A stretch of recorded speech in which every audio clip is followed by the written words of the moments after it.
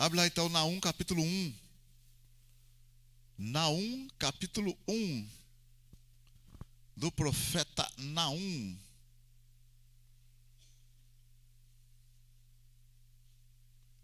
Naum capítulo 1.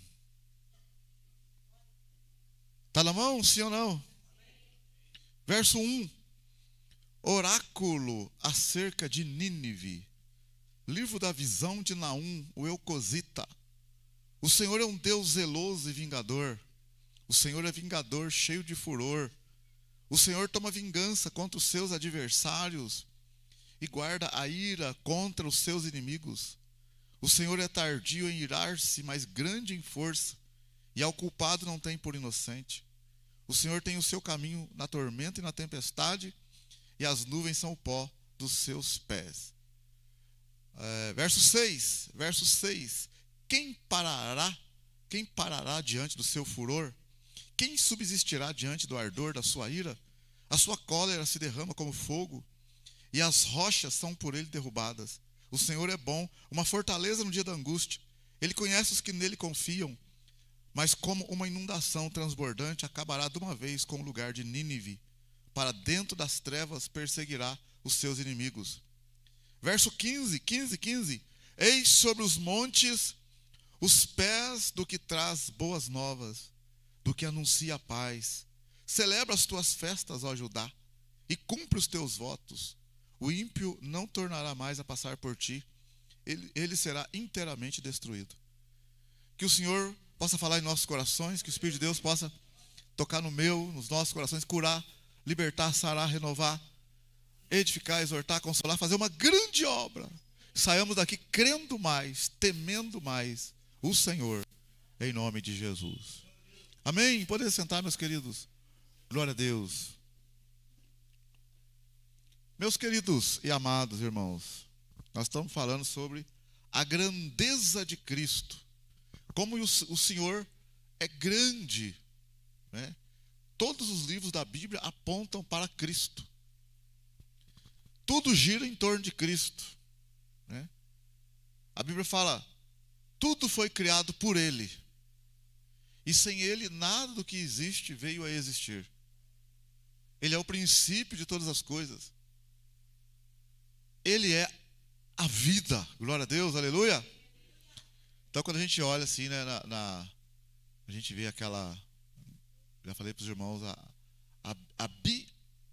a biogênese.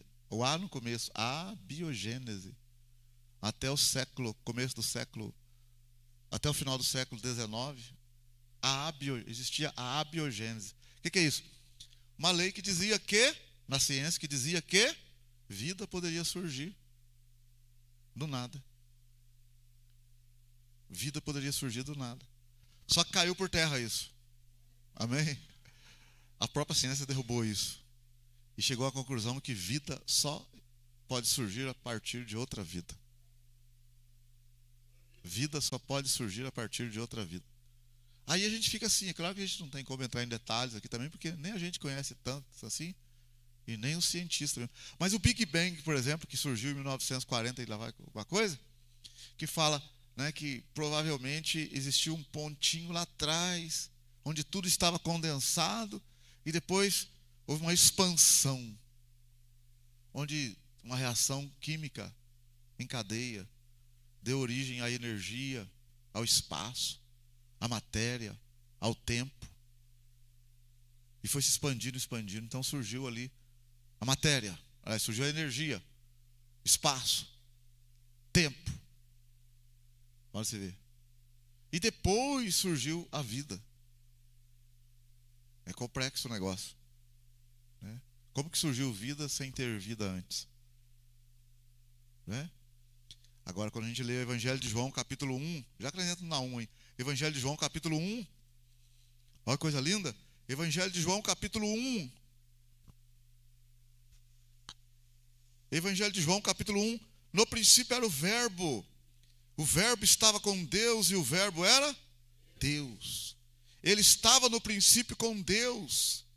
Todas as coisas foram feitas por meio dele. E sem ele, nada do que foi feito se fez. Olha o 4. Nele estava a vida. E a vida era a luz dos homens. Então, nele estava a vida. Que coisa. Aí nós temos um começo agora. Nós não precisamos ficar brigando por muita coisa, não. Nós já temos aqui. Nós cremos que Jesus era antes. Nele estava a vida. E ele criou todas as coisas. A gente não tem dificuldade nenhuma. Não é verdade? Amém? Aleluia? Então, quando a gente vê Colossenses, capítulo 1, olha o livro de Colossenses. Colossenses, capítulo 1 de Colossenses.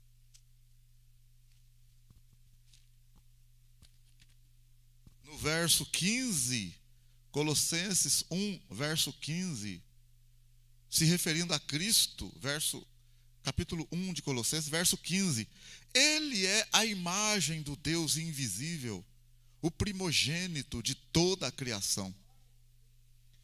Pois nele foram criadas todas as coisas que há nos céus e na terra, visíveis e invisíveis. Verso 16, pois nele foram criadas todas as coisas que há nos céus e na terra, visíveis e invisíveis. Sejam tronos, sejam soberanias, sejam principados, sejam potestades, tudo foi criado por ele e para quem? Para quem? Para quem? Para ele. Ele é, ao 17, ele é antes de todas as coisas. E todas as coisas subsistem por ele.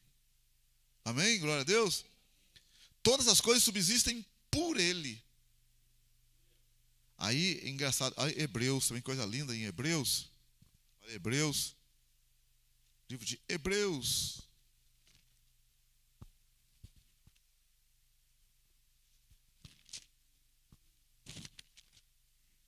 Hebreus, capítulo 1 de Hebreus. Hebreus, capítulo 1. Está na mão, sim ou não? Verso 1, Hebreus 1. Havendo Deus outrora falado muitas vezes e de muitas maneiras aos pais pelos profetas, a nós falou-nos nesses últimos dias pelo Filho, a quem constituiu herdeiro de tudo, por quem fez o mundo. O Filho é o resplendor da sua glória e a expressa imagem da sua pessoa, sustentando todas as coisas pela palavra do seu poder. Havendo feito por si mesmo a purificação dos nossos pecados, assentou-se à direita da majestade nas alturas. Assim ele se tornou tão superior aos anjos, quanto o nome que herdou é mais excelente do que deles. Amém? Aleluia? Então, a gente olha no verso 1 aí, havendo Deus outrora falado muitas vezes e de muitas maneiras aos pais pelos profetas, a nós falou-nos nesses últimos dias. Então, no verso 2, últimos dias. Quando o escritor aos Hebreus escreveu, ele fala que Deus falou nos últimos dias pelo Filho. Então, por isso, irmãos, que a gente olha assim, a gente fala assim, não tem uma revelação depois de Cristo. Ela fecha no Apocalipse. Então não tem assim, eu vou acrescentar. Mas e se tivesse uma outra revelação, um outro livro? Não, fechou. Fechou no último apóstolo. Ele passou as instruções para os apóstolos. Deus fala por meio de Cristo nesses últimos dias. Então é em Cristo que fecha a revelação. Entendeu? Por isso que não... mas se surgisse um profeta...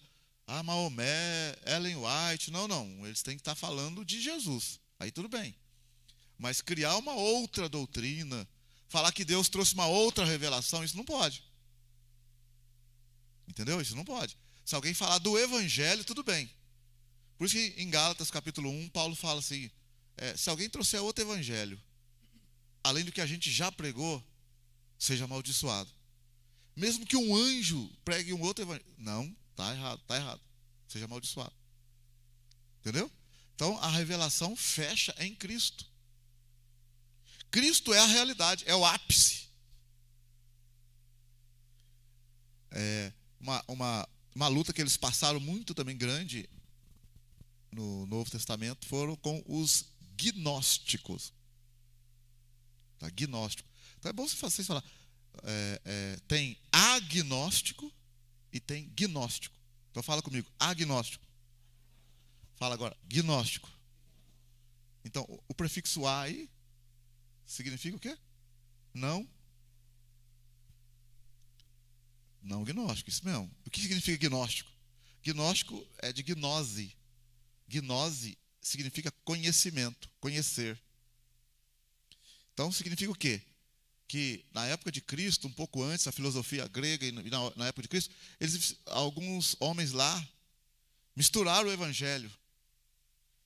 E quando João escreve, por exemplo, em 1 João capítulo 4, ele fala assim, ó, provai os espíritos e vede se os espíritos vêm de Deus. Todo espírito que confessa que Jesus Cristo veio em carne é de Deus.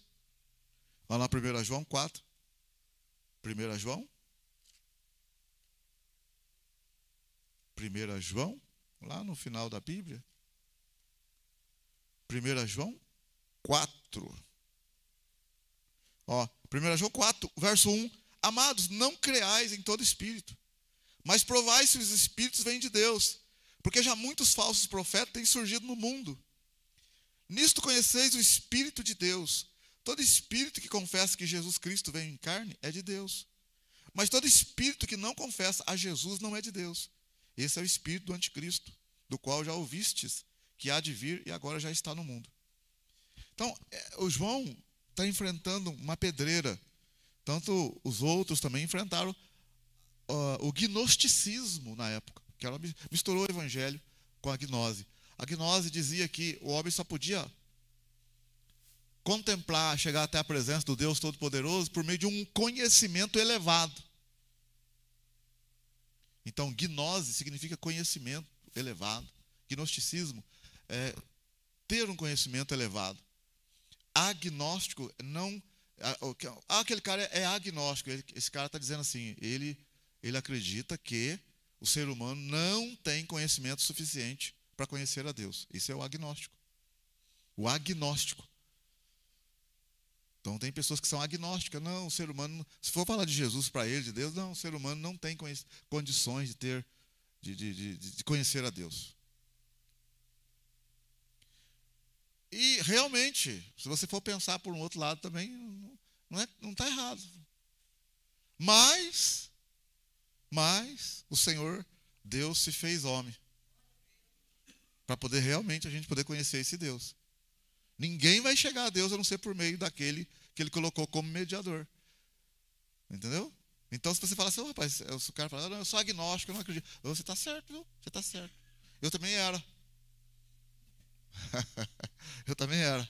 Ah, é? Você era? Eu era. Então, agnóstico é aquele que acha que não temos conhecimento suficiente para poder chegar até Deus, ou falar de Deus, ou provar que Deus existe e tal. Então, realmente é. Por isso que Deus se fez carne e habitou no nosso meio.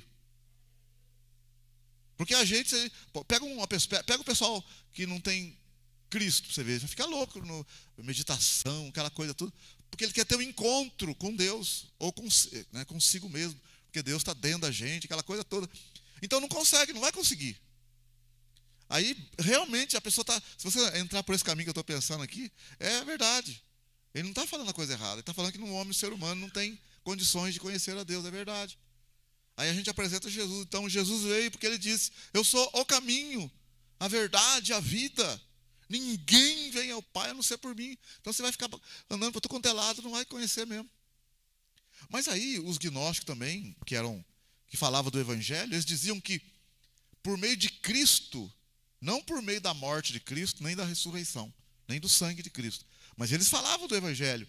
Eles falavam assim que por meio do conhecimento que Jesus deixou, por meio dos ensinamentos de Jesus, você pode chegar até Deus, mas não por meio da morte e ressurreição de Cristo.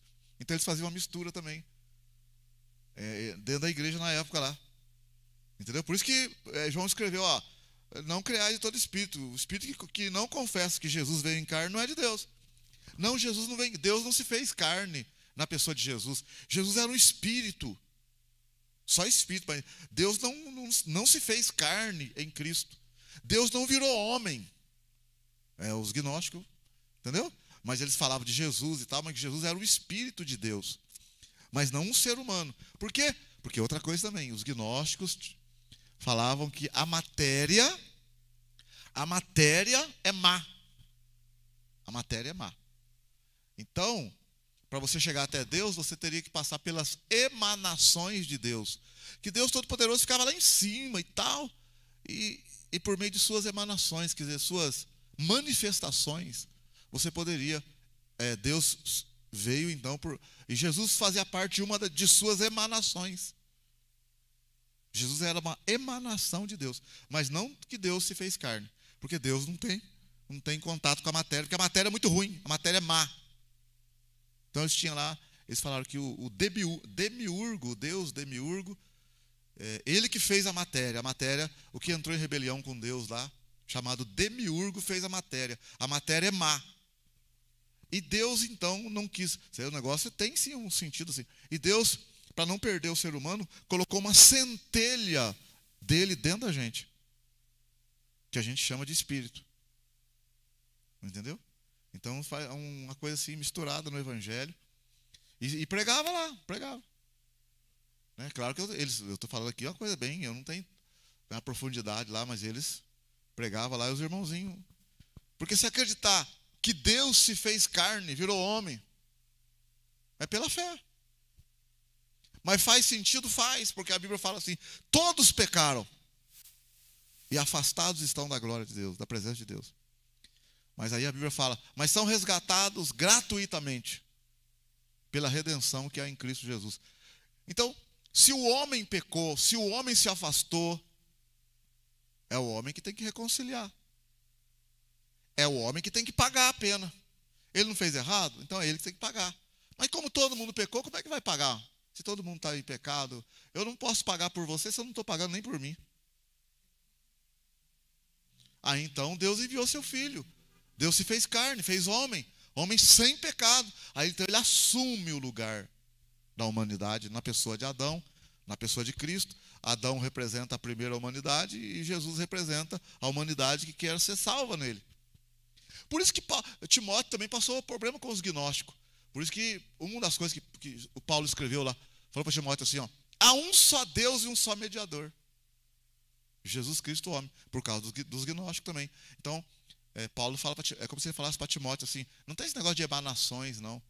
Existe um Deus e existe alguém que faz a mediação, Jesus Cristo, homem. Então, quando a gente fala assim que Jesus, a gente fala assim, ó, Jesus como homem, ele recebeu a condenação por nós. Ó, recebeu a condenação por nós. Ele venceu por nós. Ele fez aliança com o Pai por nós. Então, a aliança que Deus fez foi com Jesus. É Jesus que é o vencedor. Aí Jesus virou, pegou o pão e partiu e entregou para nós. Falou assim, ó, vocês vão fazer parte comigo também. Então Jesus é o primogênito. E o primogênito é aquele que cuida da casa. Entendeu? Então Jesus estendeu para nós. Ele tem... Por isso que fala que Jesus é o herdeiro. E nós somos co-herdeiros com ele. Mas o herdeiro é ele. Ele que é o herdeiro. Nós pegamos a rabeira com ele lá. Você tem que glorificar o nome dele, exaltar o nome dele, amém? Você tem que falar: Senhor Jesus, que maravilha, o Senhor fez isso. Então, fiz por vocês todos aí, tá? Então, ele fala assim: essa aliança no meu sangue, seu cálice da aliança no meu sangue. Então foi feita com ele a aliança. Só que ele virou e estendeu para nós. Ele era o unigênito, se tornou o primogênito, porque abriu mão para nós. Porque ele poderia ficar unigênito. Não, pai, eu não vou abrir mão para ninguém, não. Vou continuar sendo unigênito mesmo. Vou continuar sendo só eu mesmo e está tudo certo. Deus amou o mundo que enviou o seu filho unigênito. Então ele podia falar: pai, o Senhor enviou eu, vou continuar sendo eu só eu mesmo. Não vou estender para ninguém, não. A aliança o Senhor fez comigo e está tudo certo. Você não vai... Não vou chamar ninguém, não. Mas ele resolveu estender para nós, amém? Aleluia. Ele resolveu ir por todo mundo e pregar o evangelho. Quem crer e for batizado será salvo. Quem confessar que eu sou o Senhor. Por isso que aí, ó, se foi feito com ele, ele que manda na terra, Jesus, é-me dado todo o poder nos céus e na terra. Ele não falou: é dado para nós todo o poder, é dado para ele. Foi dado para ele. Ele podia ter falado assim, ó, foi dado para nós agora, por meio de mim, ó, humanidade aí. É dado para nós agora todo o poder no céu e na terra. Ele falou isso. Ele falou, é-me dado todo o poder nos céus e na terra. Aí ele falou assim, então agora é o seguinte, ó, quem me confessar como Senhor, quer dizer, quem falar aí que a vida dele é minha, entra comigo também e desfruta de tudo que eu tenho. Então vá aí e fala para a turma. Fala para a turma, ó, você precisa entregar a sua vida para Cristo. Se ele entregar e eu for o Senhor da vida dele, tudo que é meu, eu entrego para ele também, ajudo ele. Por isso nós saímos e pregamos. Ó, se você confessar a Jesus Cristo como Senhor, o que é o Senhor? Como o proprietário, aquele que manda, o dono. Se você falar que Jesus é o dono da sua vida, você está salvo. Quer dizer, você está livre da condenação do mundo e você vai para um lugar que ele preparou para ele e resolveu estender para nós. Amém? Aleluia? Então, a Bíblia, ela vai mostrar, né? Efésios capítulo 1, né? Olha lá para você ver, Efésios capítulo 1, ela vai mostrar que Jesus é o centro de tudo, gente. Amém? Aleluia? E ele vai mostrar que todas as coisas vão se dobrar diante dele. Efésios capítulo 1, verso 9. Efésios 1, 9. E desvendou-nos o mistério da sua vontade, segundo o bom propósito que propusera em Cristo, de fazer convergir em Cristo todas as coisas, na dispensação da plenitude dos tempos, tanto as que estão nos céus, como as que estão na terra.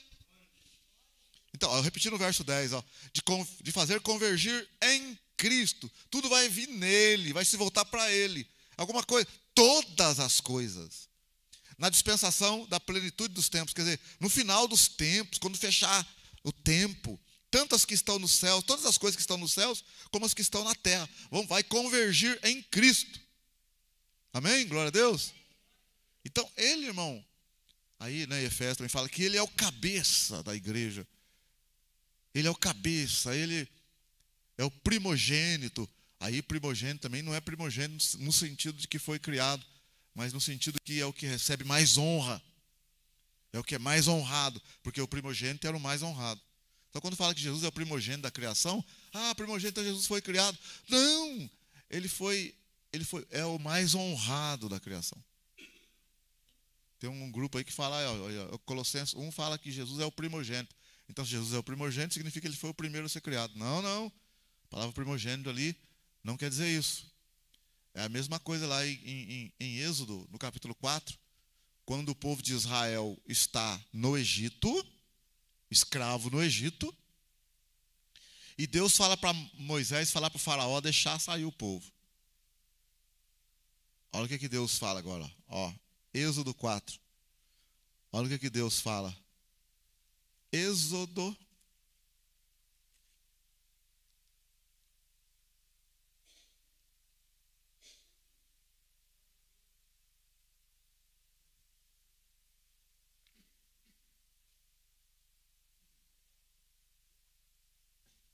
4, quando Deus falou para Moisés e falar com o faraó. Êxodo 4, verso 22. Dirás a faraó, Êxodo 4, verso 22. Dirás a faraó, assim diz o Senhor, Israel é meu filho, meu primogênito. E eu te disse, deixa ir o meu filho para que me sirva, mas tu recusaste deixá-lo ir, por isso matarei a teu filho, teu primogênito.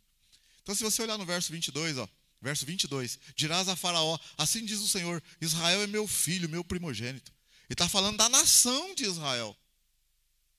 Nação de Israel. Então, existiam outras nações. O próprio Egito mesmo. Existia a Babilônia já, existia várias nações, Cuxi, Etiópia. Mas aí ele chama Israel como primogênito. Quer dizer, não primogênito que foi a primeira nação a surgir, mas primogênito porque Israel vai receber uma posição de honra. Amém? Aleluia? Então Israel não foi o primeiro a ser criado. Foram outras nações. Mas ele chama Israel de primogênito Porque Israel vai estar numa posição de honra. Então é por isso que ele chama também lá em Colossenses 1, verso 15 e 16, que Cristo é o primogênito, é porque ele recebe a primazia sobre tudo. Ele está numa posição de honra sobre tudo. Amém? Glória a Deus. Então todas as coisas vão convergir nele. E lá no Apocalipse fala, né, que nos céus, na terra, debaixo da terra, tudo que tem fôlego de vida vai louvar o nome dele. Então ele vai receber a honra. Amém? Glória a Deus. Aí você vê também lá, né, no Filipenses 2, verso 5. Filipenses 2, 5. Tende em vós o mesmo sentimento que teve em Cristo Jesus, que sendo Deus, Filipenses 2, 5. Tende em vós o mesmo sentimento que teve Cristo, porque sendo Deus, não teve por usurpação o ser igual a Deus, mas esvaziou-se de si mesmo e tomou a forma de servo. Foi feito semelhante a homem. E na forma de homem foi obediente à morte e morte de cruz. Então Jesus não foi esvaziado por alguém superior a ele. Ele se esvaziou. Amém? Aleluia. Ele se esvaziou. Ele deixou assim a glória, deixou tudo e virou homem. Então quando a gente fala assim que Deus o exaltou soberanamente e lhe deu o nome que está acima de todo nome, está falando do homem Jesus. Que era uma posição que Deus queria que todos nós estivéssemos lá atrás com Adão, né? O homem, Deus criou o homem para dominar, para cuidar e tal, mas o homem se perdeu. O homem se perdeu por conta do pecado e entregou tudo, a autoridade para o inimigo. Quando o diabo fala para Jesus na tentação, ele mostra todos os reinos do mundo e fala para Jesus assim: tudo isso te darei, pois a mim me foi entregue, e eu dou a quem eu quiser. Se prostrado me adorares. Jesus não falou assim: mentiroso, isso aí não foi dado para você não. E na verdade não foi dado para ele mesmo, foi dado para o homem, mas o homem deu para ele. O homem entregou para ele. Por isso que a Bíblia fala: o mundo inteiro jaz do maligno, está debaixo de um poder maligno. Mas Deus não deu para o diabo, Deus deu para o homem. Por que está debaixo de um poder maligno? Porque o mal se apossou. O próprio homem entregou. Quando Deus criou o homem, o que está escrito no Gênesis 1, 26? Deus antes criou os céus, criou a terra e tal. Aí Deus falou assim: façamos o homem conforme a nossa imagem, conforme a nossa semelhança. Aí Deus falou: domine ele. Não é domine nós. Deus não disse assim, o homem estando ali, feito ali, macho e fêmea, ele não falou assim, Deus fez a terra, domine nós sobre a terra, sobre os peixes, Não. Deus disse assim, domine ele. Porque Deus domina mesmo, se fosse para Deus dominar. Mas tudo pertence a Deus, sim, mas Deus entregou para o homem. Salmo 115, verso 16. Os mais altos céus são do Senhor, mas a terra ele deu aos filhos dos homens. Então Deus deu a terra para nós, para o homem. E o homem entregou para o inimigo. E o diabo queria que Jesus recebesse a terra, mas na verdade ele queria que Jesus se submetesse a ele. Jesus falou: para trás, Satanás, pois está escrito: só o Senhor adorarás, só a ele servirás. Quer dizer, aí é um atalho, né? É um atalho, né? O diabo querendo que a gente pegue um atalho. Cuidado com os atalhos da vida aí, viu, irmão? Cuidado com os atalhos da vida. Chega mais rápido, é menos custoso, dá menos trabalho. Algumas coisas realmente dá para pegar um atalho, mas outras não. Quando Deus tirou o povo do Egito, o que a Bíblia fala? Que Deus tinha um caminho mais curto para poder chegar na terra prometida. Tinha um caminho mais curto. Eu pergunto para o seu irmão: tinha? Tinha um caminho mais curto. Vamos ver lá onde está isso? Vamos ver se a gente acha onde está isso. Lá no Êxodo mesmo, tinha um caminho mais curto. Vamos achar lá onde está escrito?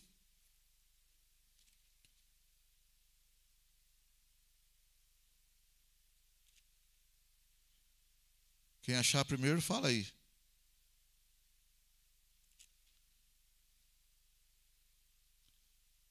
Está no Êxodo mesmo, hein? Quem achar... Êxodo, Êxodo 13. Quem que falou aí? Êxodo 13, 17. Êxodo 13, 17. Tá marcado aqui, ó. Êxodo 13, 17, olha aí, ó. Quando o faraó deixou ir o povo, Deus não os levou pelo caminho da terra dos filisteus, ainda que esse fosse o caminho mais curto, mais perto. Pois Deus disse para que o povo não se arrependa, vendo a guerra e volte ao Egito. Então, na verdade, Deus sabe o que é melhor para a gente. O deserto é um caminho mais longo. Eles passaram por provas, dificuldades, que a gente já sabe um tanto. Né? Quantas dificuldades eles passaram pelo deserto.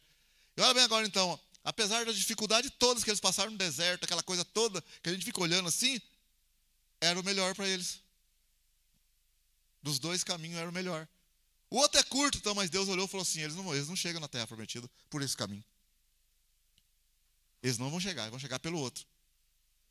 Então, apesar do deserto ter sido um lugar de prova, de serpentes, de muita gente morrer e não entrar na terra prometida, muitos não entraram acima de 20 anos, que a gente lê lá, nossa, passou e tal, ainda foi o melhor caminho. Então, meu irmão, no que você está vivendo aí, existe um melhor caminho aí. Amém? Existe um caminho mais curto também. Mas Deus está permitindo que você fique nesse mesmo. Ah, mas está muito dolorido, e está isso, está aquilo, então, mas ainda é o melhor ainda. Você quer ir para o outro você nem chega. É o que ele está falando aqui. O outro é mais curto, mas você não chega. Então, meu querido, dentro disso tudo aí, a gente vai voltar no Naum aqui, né? Dessa volta toda, por quê? Porque nós estamos mostrando que o Senhor Jesus, Ele está como o maior de todos, em todos os livros da Bíblia. A Bíblia aponta para Cristo. Se você começasse no Gênesis, chegasse no capítulo 1, é o capítulo da criação.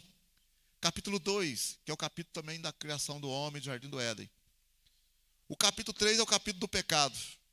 Se você parasse no capítulo 2 e fosse lá para o Apocalipse 21, você poderia pegar o Apocalipse 21 e 22. Apocalipse 21 e 22. Tirar todo o Gênesis 3 até o final do Apocalipse 20, jogar fora. E pegasse o Gênesis 2 e o Apocalipse 21 e juntasse, assim, ficava a Bíblia ficava desse tamanho, assim. Então, não teria pecado e não teria esse plano de salvação. Se o homem não tivesse pecado, seria o Gênesis 2 e, claro que eu estou, né, não tem como seria o Gênesis 2, o Apocalipse 21, ele fala assim, verso 1, então vi um novo céu e uma nova terra, pois já o primeiro céu e a primeira terra passaram, e o mar já não existe. Claro que tem que tirar uns versículos aqui. Verso 3, ó. E ouvi uma grande voz vinda do trono que dizia, agora o tabernáculo de Deus está com os homens. Deus habitará com eles, e eles serão seu povo, e o próprio Deus estará com eles, e será o seu Deus. Então, se a gente pegasse o Apocalipse 21, do verso 3 aqui então, claro, tirasse alguns versículos aí, era isso que Deus queria. Com a humanidade, antes de Adão pecar, a terra ia ficar povoada e Deus ia estar conosco, e nós estaríamos sempre com Ele. Sem problema nenhum. Amém? Mas como o homem pecou, aí surgiu então o capítulo 3. E depois do pecado, os versículos depois do pecado. E desenrolou todo esse plano de salvação até chegar no final do Apocalipse 20. Para então entrar no Apocalipse 21 e falar, vi novos céus e nova terra. E então o tabernáculo de Deus desceu e Deus está com os homens e os homens agora estão com Deus. Que é o que Deus sempre quis lá atrás. Nós vamos estar com Deus sempre, amém? Aleluia? Glória a Deus. Então, mas esse pacotão que ficou no meio aqui, é por isso que Isaías fala assim, que nós damos muito trabalho para Deus com os nossos pecados. Está escrito no profeta Isaías. Vocês me dão muito trabalho. Quer ver para você ver? Mas não é possível, por isso que você tem que tomar cuidado, irmão. O João escreve: filhinhos, não pequeis. Filhinho, não peca não. Amém ou não? Filhinhos, não pequeis.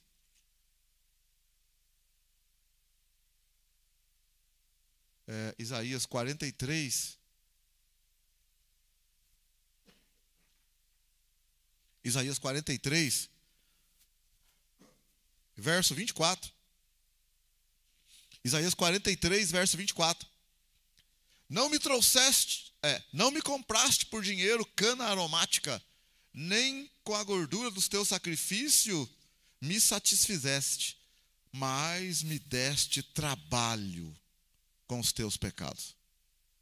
E me cansaste com as tuas iniquidades. Olha, dá trabalho. Dá um trabalho para Deus. Aí, olha o verso 25 que ele está falando, ó, eu mesmo sou o que apago as tuas transgressões por amor de mim e dos teus pecados, não me lembro mais. Então, imagina bem aqui, conforme nós falamos aqui, ó. Imagina bem, uma pessoa idosa ou uma pessoa que tem uma deficiência e está na cama lá, com fralda lá, fazendo as necessidades. E ela toda, né, às vezes um aneurisma, um AVC, ela não tem condição de se limpar. Aí a gente tem que limpar ela. Então, ela faz uma sujeirinha ali, a gente tem que limpar. Então, o que você pensa? Rapaz, me dá um trabalho pra gente. Não é verdade?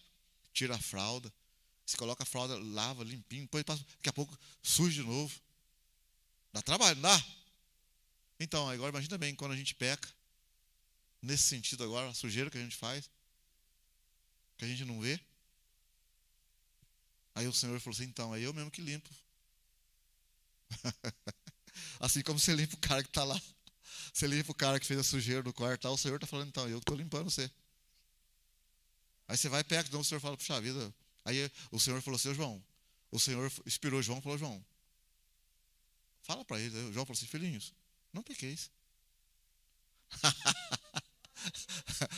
Aí João falou, filhinhos, não pequeis. Se alguém pecar, temos um advogado. Né? Tudo bem, mas não peca não. Porque dá trabalho para limpar. É isso que ele quer dizer também. Não um trabalhão. Por quê? Porque ele falou assim, porque sou eu mesmo que apago os seus pecados. É eu que limpo. Essa sujeira que você faz, é eu que limpo. Porque você peca, eu peco, vamos dizer assim, eu dobro o joelho lá, Senhor, tem misericórdia, perdoa. Eu levanto. Eu não vi nada. Mas ele limpou. O cara na cama lá fez aquela sujeirada. Aí vira do lado, você tira, daí ele fala, eu não vi nada, mas quando vira, você, tá limpo já. Você que limpou. Então Deus está limpando a gente desse jeito também. Olha. Que o Senhor nos ajude, amém? Aleluia? Glória a Deus. Então o Senhor também aqui, nos livros dos profetas, o Senhor, Ele está mostrando, agora aqui em Naum, no profeta Naum, no capítulo 1 de Naum, um oráculo acerca de Nínive. Interessante agora, ó. Olha lá. Antes da gente...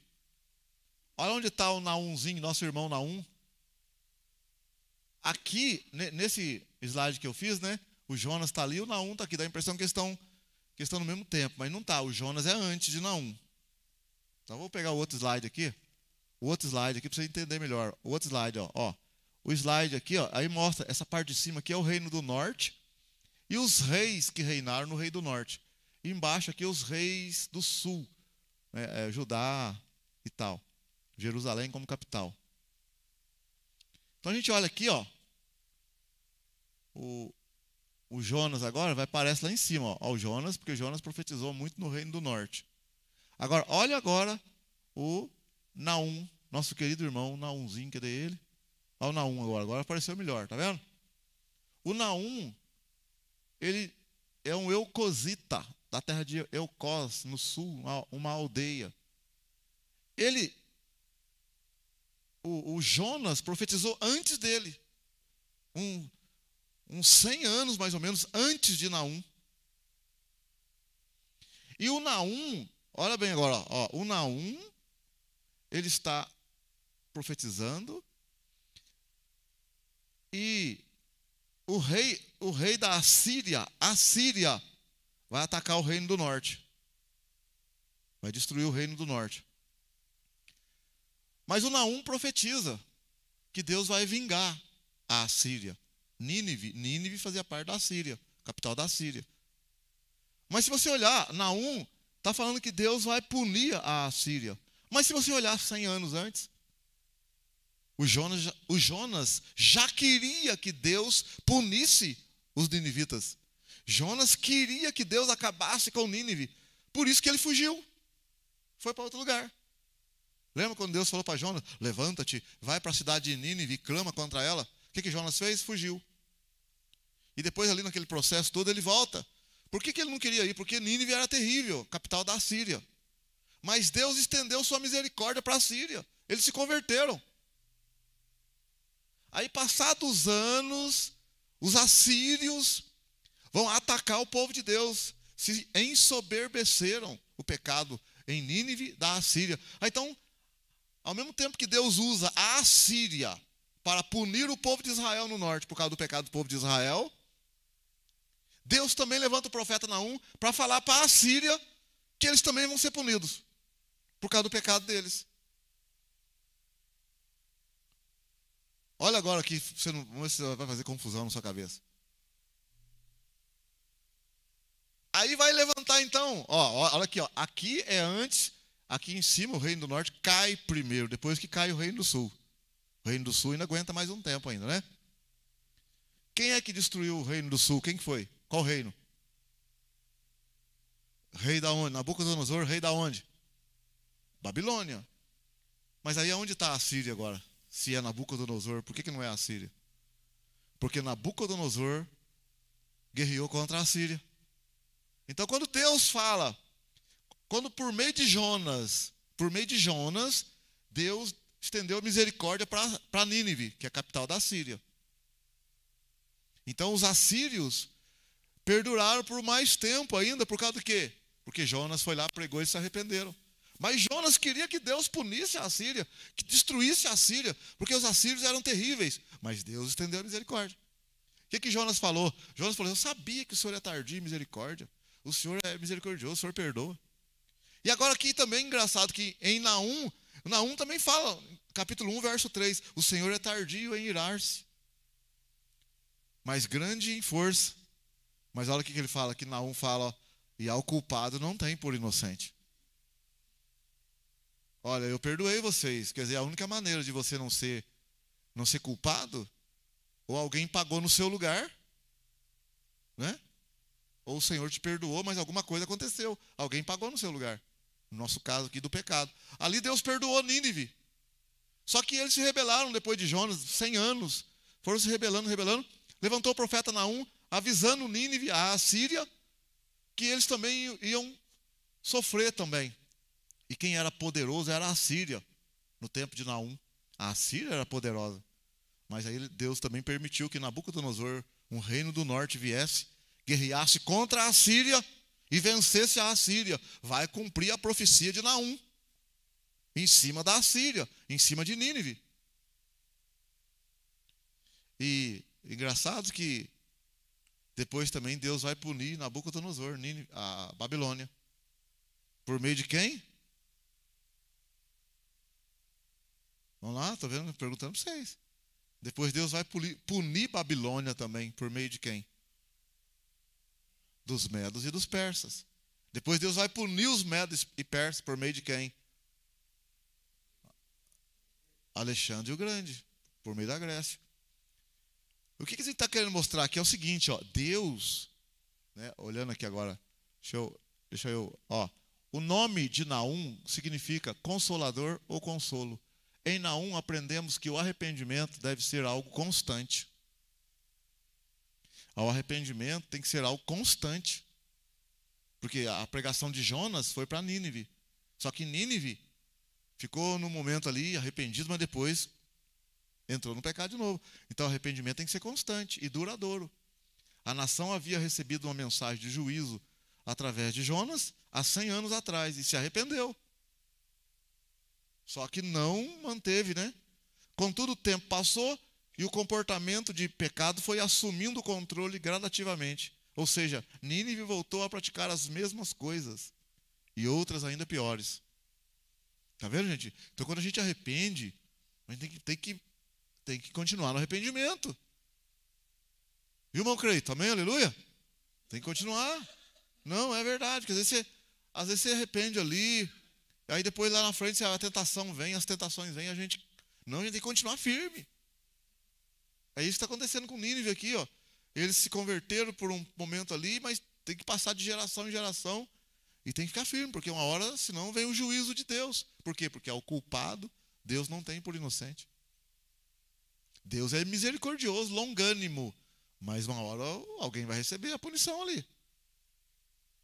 Você lembra, por exemplo, quando Deus falou com Abraão, em Gênesis capítulo 15, Deus falou para Abraão assim, ó, que ele ia multiplicar a descendência de Abraão.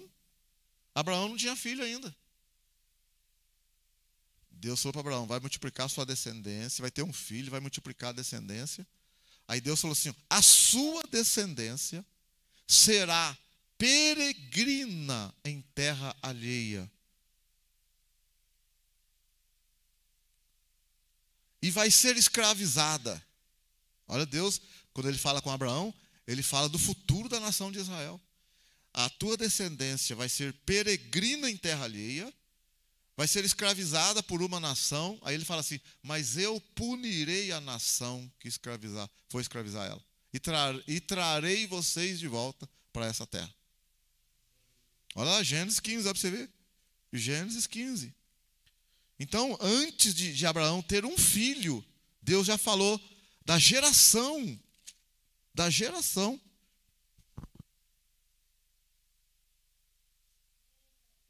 Gênesis 15.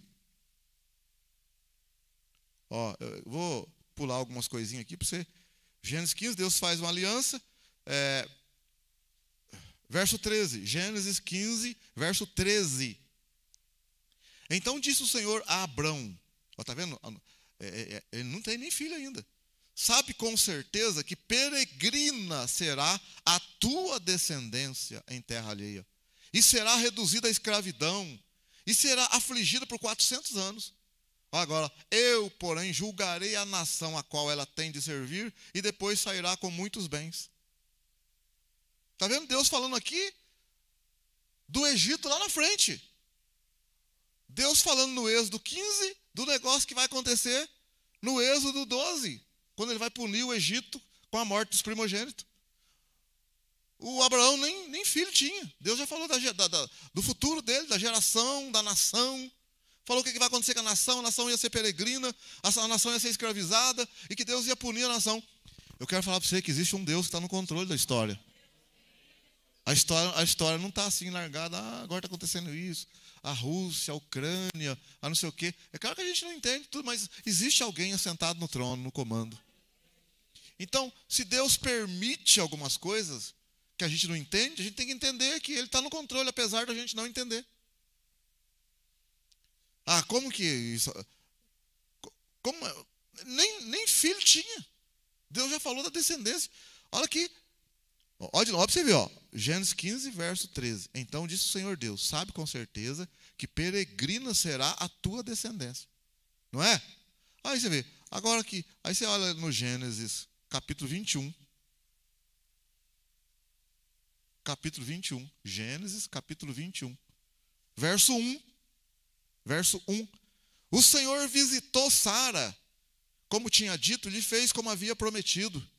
Sara concebeu e deu a Abraão um filho na sua velhice, ao tempo determinado de que Deus lhe falara.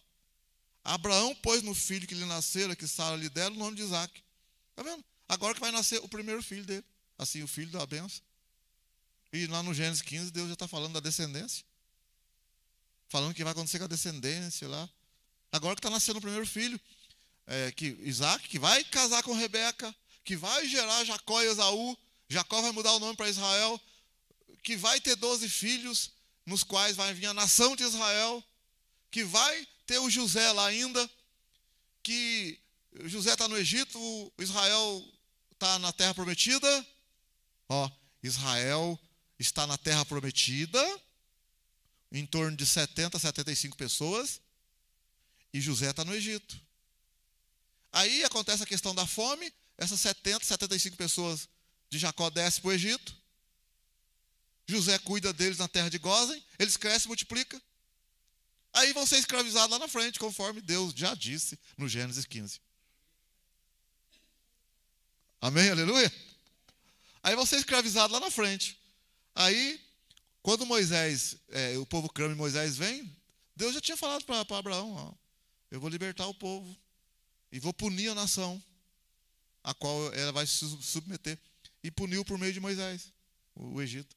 Então, na verdade, Deus já tinha antecipado a coisa. No caso aqui de Nínive, a gente não sabia. E Deus também não revelou para Jonas. Jonas, é o seguinte, ó. Eu vou perdoar eles aqui, mas você fica tranquilo, que daqui 100 anos eu vou punir eles. Deus não revelou isso para ele. Entendeu?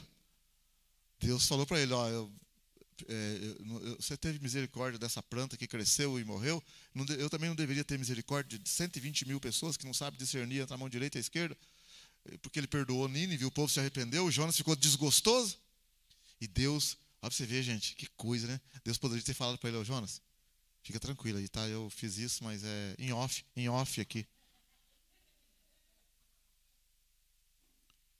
Pode ser isso que você está querendo no coração, daqui 100 anos eu vou acabar com eles. Aí o Jonas vai morrer, porque lá no tempo de Naum, o Jonas não existe mais, passou em torno de 100 anos. Nínive vai ser punida por meio de Babilônia. Mas antes de ser punida, olha, você vê, ó, a Nínive, a Assíria, invade o Israel do norte, destrói Israel do norte. E Deus permite tudo isso. Sabe por que também, olhando lá em Naum, né, olhando aqui no caso de Naum, dessa vez a palavra de Deus não era para, dessa vez a palavra de Deus não era para arrependimento. Quando Naum fala agora a respeito de Nínive, a palavra não é para arrependimento, mas sim para a destruição da nação. Em Naum aprendemos que não podemos brincar com a palavra de Deus. O Senhor é zeloso com sua santidade, com sua palavra. Então o que a gente já observa aqui? Deus perdoou, amém, glória a Deus, Ele é misericordioso, mas a gente tem que tomar cuidado. E eu não li ainda para vocês, né? Quando Deus falou que a descendência de Abraão ia peregrinar por terra alheia, volta lá de novo no Gênesis 15 ainda. Olha, no Gênesis 15, o que Deus falou? No Gênesis 15, olha o que Deus disse. Gênesis 15, no verso 14. Eu, porém, julgarei a nação a qual ela tem de servir, e depois sairá com muitos bens. Tu, porém, irás para os teus pais em paz e em boa velhice, e serás sepultado. Aqui primeiro, que legal, né? Se o Abraão tem, ele foi chamado com 75 anos, e Deus fala para ele que ele vai ser sepultado em boa velhice, ele deve ter pensado, rapaz, vou viver mais um tantão ainda. Que bom, né? Vou viver mais um tantão, muito bom. E vai em paz. Agora, olha o 16, ó. Na quarta geração, voltarão para cá, pois a medida da iniquidade dos amorreus ainda não está cheia. O que significa? Olha aqui de mim. Olha aqui de mim. Imagina que aqui é Canaã. Abraão está em Canaã. Vai nascer o Isaac em Canaã. Então a terra prometida, Abraão já está nela. Abraão já está na terra prometida. Aí, só que ele vai gerar o filho, vai gerar outros filhos, e eles vão sair dali, com o Jacó lá na frente, eles saem dali e vai para o Egito. Quando José chama eles, tem 70 pessoas, eles foram para o Egito. Aí no Egito cresceu a nação. Aí a nação, lá com Moisés, vai passar pelo deserto, aquela coisa, tudo para voltar para o mesmo lugar, onde estava Abraão. Só que aí, claro que não é só ali onde estava Abraão, Abraão é uma família só, em toda a terra, né, uma extensão maior. Só que os cananeus, os amorreus estão na terra. Deus não vai dar a terra para o povo dele, simplesmente chegar na terra e tirar os cananeus. Não é assim que funciona. Aí Deus seria injusto. Se os cananeus estão morando na terra e chega um povo que diz que é de Deus e tira eles, do nada, Deus está sendo injusto. O que Deus disse? Porque a Bíblia fala assim, toda a terra é do Senhor. E ele deu para o homem. Agora, só que tem uma coisa. Ele deu para o homem, mas o homem se desviou dos seus caminhos, se afastou, e agora Deus tem um povo, que é dele. Então, aquilo que é dado para o homem, Deus não pega do homem para ele. Mas Deus pode dar para o povo dele, que está na terra. Porque ele tem uma aliança com esse povo. E a terra tem que ser dada para o homem, não para Deus. E por que Deus vai dar a terra para eles? Porque Deus tem uma aliança com eles. O que é uma aliança? Tudo que é meu é seu, tudo que é seu é meu. Então, eles vão ter direito. Só que eles vão entrar na terra dos cananeus, dos amorreus. Não. Eles estão pecando, os cananeus estão pecando, os amorreus estão pecando. Só que Deus tem uma medida em que ele pode entrar com juízo e ele pode fazer a coisa tranquilamente, porque o pecado cresceu. Aí ele falou, a medida do pecado dos cananeus, dos amorreus, ainda não chegou no limite, onde ele pode fazer um juízo e tirar a terra deles de forma justa e passar para um outro povo. Então, por isso que Deus falou, ó, agora, Abraão, a terra não é sua, não vai ser dada para vocês. Primeiro porque você não tem filho, não tem descendente nenhum ainda. Então, tu tem que ter um tempo. Você já está morando na terra aqui, só que eu vou dar a terra maior para vocês. Só que vocês não têm descendente, então tu tem que esperar, tem que esperar.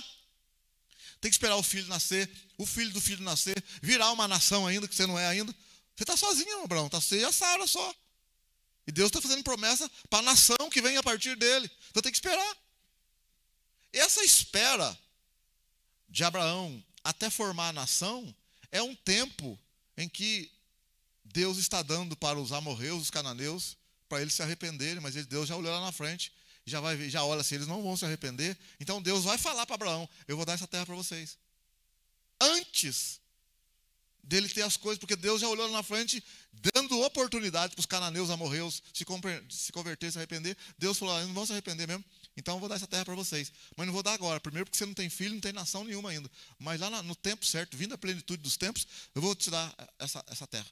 Então quando passou, nasceu Isaac, depois nasceu Jacó, e tal, o Abraão morreu, e a nação surgiu. Lá na frente, o povo de Israel no Egito foi escravizado, e Deus puniu a nação do Egito, e trouxe o povo, por meio de Moisés, com Josué, para a terra prometida, conforme ele disse no Gênesis 15. Quando a medida, ele quis dizer o seguinte, quando a medida da iniquidade dos amorreus chegar no ponto, eu vou punir eles e vocês vão entrar na terra. Deus está sendo justo. Ele não vai tirar os cananeus da terra do nada. Ele vai tirar aquele povo da terra, porque aquele povo da terra é ruim, está adorando outros deuses. Mas Deus não vai tirar eles para ficar para ele a terra, não. É o homem que tem direito de ficar na terra. E por que Deus dá o povo de Israel? Porque o povo de Israel tem uma aliança com ele. Então ele pode agir por meio daquele povo. Amém? Aleluia? E aquele povo está buscando a Deus. Aquele povo está buscando a Deus. Quando Deus fala com Moisés, Deus falou para Moisés assim, eu vi a aflição do povo. A sua aflição chegou até mim. É por isso que eu estou te enviando para libertar o povo. Então, esse povo tem uma aliança com Deus. Por isso que nós não podemos quebrar a aliança com o Senhor Jesus, nunca. Amém? Aleluia? A terra e tudo foi dado para Jesus. E Ele estendeu para nós. É claro que vai ser novos céus e nova terra. Porque quando o Senhor for exercer juízo sobre o diabo, o que o diabo vai fazer? Olha o que o diabo vai fazer. Ele vai guerrear nas regiões celestiais. Não vai achar lugar para ele. O que ele vai vir? Vai vir na terra. Ele vai vir para a terra. Por isso que vai ter que cair as pragas do Apocalipse na terra. para aquele que é do diabo já ficar com o diabo mesmo, e para o diabo também ser punido, não tem mais para onde ele ir, não tem escape, não tem lugar mais para onde ele ir. Porque ele estava nas regiões celestiais, guerreou, lá, Apocalipse 12, e houve guerra no céu. O dragão e seus anjos batalhavam contra Miguel, e Miguel também batalhava, e não deu mais para eles, eles desceram e foi para a terra, porque não tem espaço mais para eles, não tem onde ficar. Aí vem para a terra. Aí que vem para a terra, tem aqueles, aí ele vira, ele é o anticristo, como o homem anticristo, vai agregar muita gente com ele, aí vai ter que vir a punição sobre o homem, que era só sobre o diabo nos ares, vai vir sobre o homem agora, porque o diabo veio para a terra, e tem gente que é dele, então a punição tem que vir nesses homens. Esses homens moram onde? Na terra. Aí quem estiver na terra sofre junto. Então Deus vai forçar a barra, vai aproveitar, vai forçar a barra, para poder resolver a questão do mal de vez. Aí os homens que não são de Deus vão ser punidos, a besta e o falso profeta punido, o diabo amarrado por 1000 anos. E depois é que vai vir novos céus e nova terra. Ó, estragou a terra. Jesus vai reinar durante 1 ano, mas Satanás vai ser solto. Depois, aí não vai ter que ter a última guerra de Gog e Magog. Arrebenta com tudo, Senhor bom, novos céus e nova terra. Porque a guerra é feia, o negócio é feio. O negócio é terrível. A gente está falando, né, de nuclear, mas o capeta dá uma rabada também aí, os anjos de Deus chacoalhar também, a coisa fica feia. O irmãozinho vai querer apertar o botão lá, o capeta. É terrível, irmão. Nós não temos noção das coisas, não. Então, meu amado, o livro de Naum, para a gente terminar aqui, o livro de Naum, ele mostra a vingança de Deus contra Nínive, contra a Assíria. Então existe alguém no controle. Por quê? Porque houve arrependimento em Nínive, na Assíria. Eles voltaram a pecar. Aí eles atacam o povo de Deus. Por que Deus tem que punir a Assíria? Irmão, por causa do oprimido. Para um pouquinho, pensa. Ó, olha aqui, ó. Eu sei que eu estou falando muita coisa aqui. Por que a Assíria pune Israel? Por que Israel está sendo punido? Ó, por que Israel está sendo punido? Porque está pecado ali. Eles são ruins, viraram as costas para Deus. Deus mandou profeta para eles se arrepender, não se arrepende. Então eles não se arrependem, Deus está dando tempo, não se arrepende. O que acontece? Deus vai punir Israel. E vai usar quem? A Assíria. A Assíria pune Israel. Só que a Assíria não pode continuar punindo todo mundo, porque ela pune Israel, ela quer entrar no Reino do Sul, ela quer ir não sei na onde, aí Deus tem que levantar alguém para punir a Assíria. Tudo tem um limite. Então, ninguém vai ficar soberbo diante de Deus. Se a Assíria punisse Israel e se convertesse, parava por ali. Ela não seria punida. Ela não seria punida. Ela vai ser punida porque é necessário alguém vingar o erro que ela está cometendo. Aí Deus usa quem? Como é que Deus vai fazer? Ele usa pessoas. Que pessoas que ele vai usar? A Babilônia. E a mesma coisa vai acontecer com a Babilônia. Ela se torna poderosa, inchada, virando as costas para Deus. A Babilônia está... O próprio Nabucodonosor lá. Não é esta a Babilônia que eu fundei, que eu criei com a força do meu poder? Deus tem que punir a Babilônia também. Aí vem os Medo e Persa. Então, aí Deus tem que punir os Medo e Persa. Aí vai assim, vai punindo, até que vem um rei que reina para sempre. E resolve o problema. Por isso que a pedra bate no pé da estátua e destrói todos os reinos do mundo. E a pedra cresce e forma um reino que não será passado a nenhum outro reino, que domina o mundo inteiro, que é o reino de Deus. Porque Deus deu oportunidade para os reinos, para os reis. Eles não reinam de acordo com a vontade de Deus. Então os reinos da terra vão ser abalados. E um reino vai perdurar, vai permanecer, que é o reino de Deus. Amém? Vamos ficar em pé, que Deus abençoe você. Glória a Deus. Maravilha. Senhor, nós entregamos nas tuas mãos. Ajuda a gente a entender um pouquinho, a confiar que o Senhor está no controle, no comando. A gente não entende algumas coisas, mas o Senhor também não disse que a gente ia entender tudo. Perdoa nós, Senhor, ajuda nós a saber que o Senhor está no comando e que as coisas não estão acontecendo do nada. Há uma razão, mesmo que o Senhor não mostre para nós, existe um motivo, uma razão. Como o Senhor não mostrou para Jonas que o Senhor um dia ia punir Nínive, nem falou com ele. O Senhor também, muitas coisas o Senhor não fala para a gente. Mas o Senhor continua reinando, glória a Deus. O Senhor continua no comando, glória a Deus. A história não está solta. Há um Deus no trono, glória a Deus, aleluia. Parece que o Senhor está longe, não está no controle, mas o Senhor está permitindo. Mas haverá um dia, glória a Deus, que o Senhor reinará literalmente. E exaltará o teu povo, glória a Deus, aleluia, a tua igreja. Obrigado, Senhor, pela tua palavra, por cada irmão aqui, por cada vida. Obrigado, Senhor, que nós possamos continuar firmes nos teus caminhos. Não recuar, não desistir, não desanimar. Confiar em ti, Senhor. Há um Deus, há um Deus, há um Deus que revela mistérios. Há um Deus assentado no trono. Há um Deus que está conosco. Ele disse, estarei convosco todos os dias, até a consumação dos séculos. Há um Deus que disse na carta aos Hebreus, nunca te deixarei, jamais te desampararei. Obrigado, Senhor, obrigado, Espírito Santo. Continua conosco, continua com cada um de nós. Guia nossos passos, Senhor, guia nossas vidas.